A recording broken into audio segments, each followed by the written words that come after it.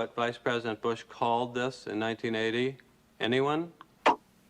Something DOO economics.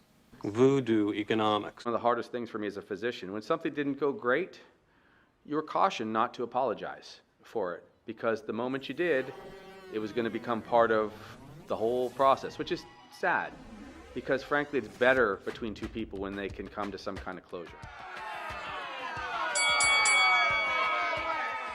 They're going to take us seriously. It's an unusual thing for a person like me to get to speak to a very broad audience, you know, a broad international audience, but I will make this case. Smart legislatures and governments will make good investment in fire mitigation. Dumb ones will turn their backs to it, and they'll eventually experience a terrible disaster like this. But at the end of that round, he was in deep shit. He was hurt bad. It definitely was.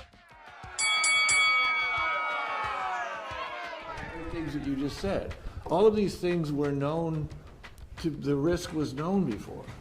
And the failure to prevent, the failure to plan, the failure to manage even the laws that we had on the books, the failure to respond as the conditions changed that day, the failure to act quickly when the spark had struck. You know, and I think that what we're hearing from viewers is that at this stage, a month out, are there things for which the public deserves an official apology from someone for all of these things being missed and leading to this thing?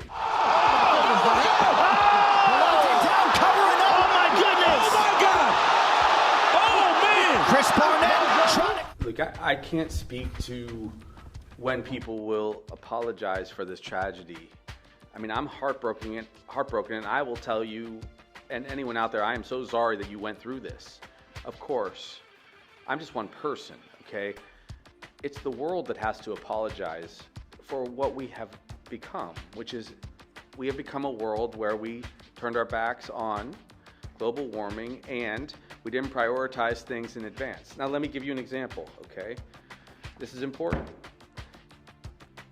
We all decide when we're going to prioritize things in government. As you know, we just went through the pandemic, a virus, right? We didn't have masks ready for everybody before COVID came. We didn't have testing sites ready everywhere before it was clear that COVID could lock us all down. We didn't have vaccines already in place to deal with this coronavirus. And then when it became a huge threat, when it wreaked havoc, of course the world changed. That is in general, when people are assessing how much risk there is, how they decide where they're going to invest. Should we have invested more in fire prevention? Of course. Of course. But we had never had a fire of this consequence. What we have had, which took the lives of so many, what we have had is car accidents all the time, or overdoses, and those are the things that were more present in people's minds. So what I'm just trying to explain is, this is the way, unfortunately, large paradigm shifts occur. Usually it is jolted by some event. My instructions: keep it clean, touch gloves if you wish, and let's do it. Sweaty palms. This is so crazy. Like goosebumps.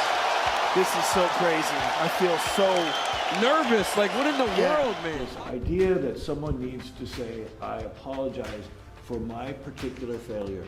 Do you think anyone in this case, and I'm not saying you weren't even here, but I mean, were there failures that people deserve apologies for on the ground, as opposed to just the general, people don't respond until something horrible happens? No, I suspect that's going to happen.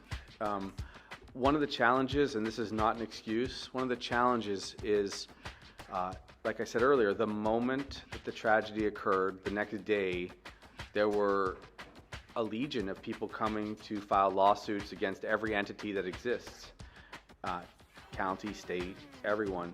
And everyone gets cautioned not to say much, because lawyers from your left and your right and above you and behind are going to use that. And I think that it is difficult in the moment to just apologize. I'll tell you, as a physician, for example, this was always one of the hardest things for me as a physician. When something didn't go great, you were cautioned not to apologize for it, because the moment you did, it was going to become part of the whole process, which is sad, because frankly, it's better between two people when they can come to some kind of closure. I think that closure is going to come. I don't know when it will happen between the individuals who are immediately in the moment, but it will come. Did it work? Anyone? Anyone know the effects?